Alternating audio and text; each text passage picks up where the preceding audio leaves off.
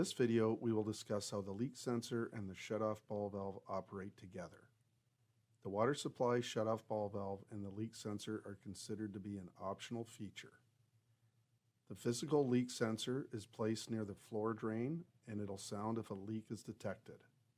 A leak alarm message will be sent to your phone and email. If you've also installed the water supply shutoff ball valve, it'll shut off the water to your entire home in case of a leak concern.